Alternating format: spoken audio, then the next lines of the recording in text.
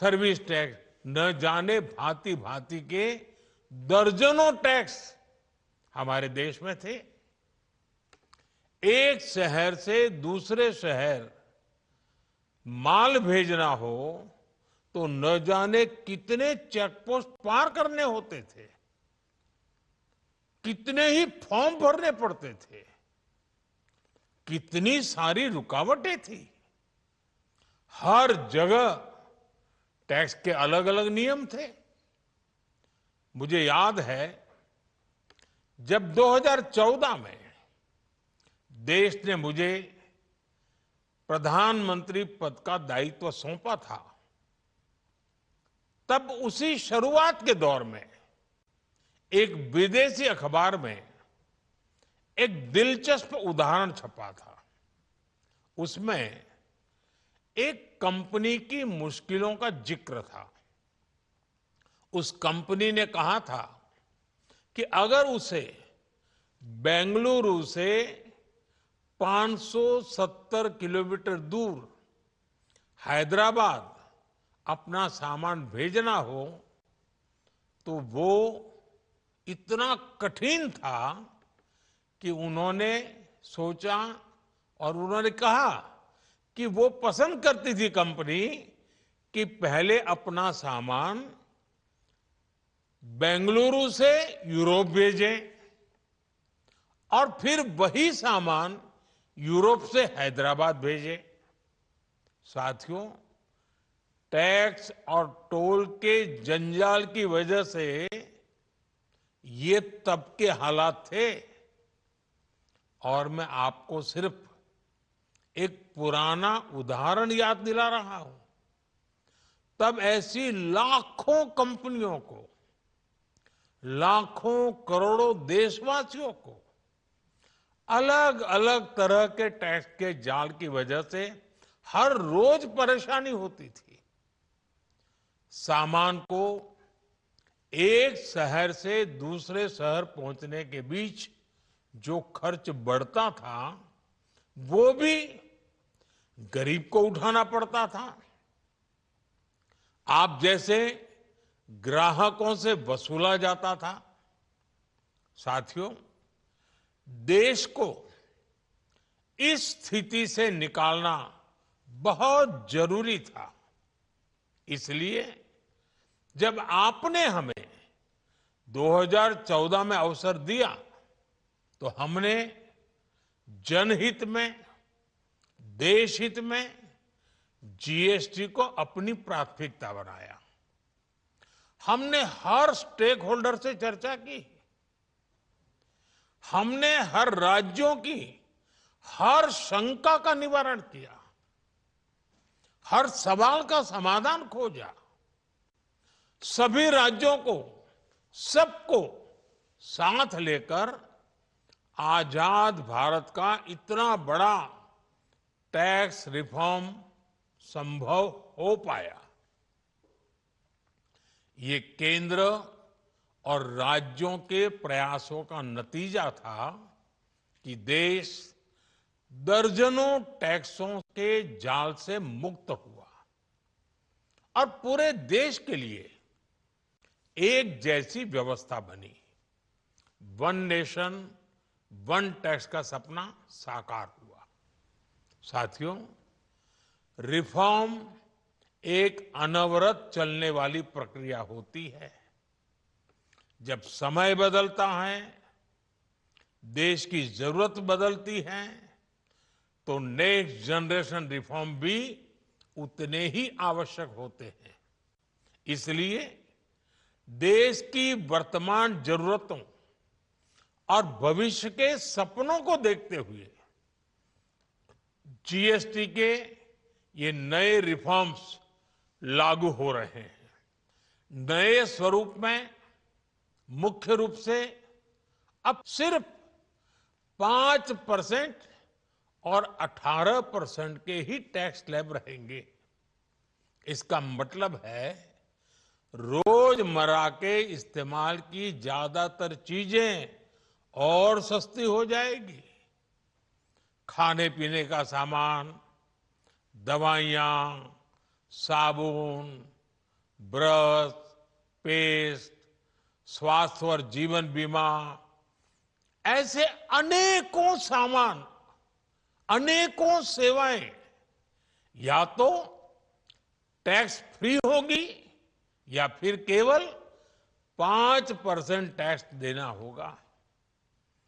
जिन सामानों पर पहले 12% टैक्स लगा करता था, उसमें से 99%, यानी करीब करीब 100 के निकट 99% चीजें अब 5% टैक्स के दायरे में आ गई है। साथियों, पिछले 11 साल में देश में 25 करोड़ लोगों ने गरीबी को हराया है, गरीबी को परास्त किया है और गरीबी से बाहर निकल करके 25 करोड़ का एक बहुत बड़ा समूह नियो मिडिल क्लास के रूप में आज देश के अंदर बहुत बड़ी भूमिका अदा कर रहा है। इस नियो मिडिल क्लास की अपनी एस्पिरेशंस हैं, अपने सपने हैं।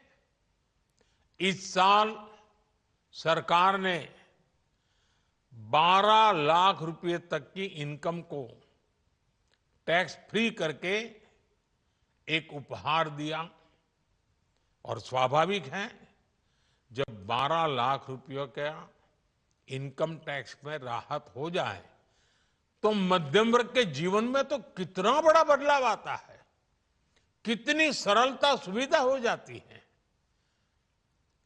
और अब गरीबों की भी बारी है, नियो मिडिल क्लास की बारी है। अब गरीब को, नियो मिडिल क्लास को एक तरह से डबल बोनांजा मिल रहा है। जीएसटी कम होने से अब देश के नागरिकों के लिए अपने सपने पूरे करना और आसान होगा। घर बनाना, टीवी, फ्रिज खरीदने की बात हो, स्कूटर, बाइक, कार खरीदना हो, ये सब पर अब कम खर्च करना होगा। आपके लिए घूमना फिरना भी सस्ता हो जाएगा, क्योंकि ज्यादातर होटल्स के कमरों पर भी जीएसटी कम कर दिया गया है। वैसे साथियों, मुझे इस बात की खुशी है कि दुकानदार भाई बहन भी जीएसटी रिफॉर्म को लेकर बहुत उत्साह में हैं। वो बहुत जीएसटी में हुई कटौती को ग्राहकों तक पहुंचाने में जुटे हुए हैं। बहुत सारी जगहों पर पहले और अब के बोर्ड लगाए जा रहे हैं। साथियों, हम नागरिक देवो भवः के जिस मंत्र के साथ आगे बढ़ रहे हैं, नेक्स्ट जनरेशन जीएसटी रिफॉर्म में इसकी साफ झलक दिखाई देती है। अगर हम इनकम टैक्स में छूट और जीएसटी में छूट को जोड़ दें तो एक साल में जो निर्णय हुए हैं उससे देश के लोगों को 2.5 लाख करोड़ रुपए से ज्यादा की बचत होगी। और तभी तो मैं कह रहा हूं, ये बचत उत्सव है। साथियों, विकसित भारत के लक्ष्य तक पहुंचने के लिए हमें आत्मनिर्भरता के रास्ते पर चलना ही होगा और भारत को आत्मनिर्भर बनाने का बहुत बड़ा दायित्व हमारे एमएसएमईज यानी हमारे लघु, मध्यम और कुटीर उद्योगों पर भी है, जो देश के लोगों की जरूरत का है, जो हम देश में ही बना सकते हैं वो हमें देश में ही बनाना चाहिए। साथियों, जीएसटी की दरें कम होने से नियम और प्रक्रियाएं और आसान बनने से हमारे एमएसएमईज, हमारे लघु उद्योगों को, कुटीर उद्योगों को बहुत फायदा होगा।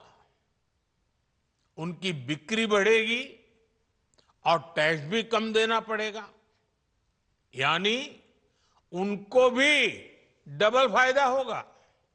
इसलिए आज मेरी एमएसएमई से लघु उद्योग हो, सूक्ष्म उद्योग हो, कुटीर उद्योग हो, आप सबसे बहुत अपेक्षाएं हैं।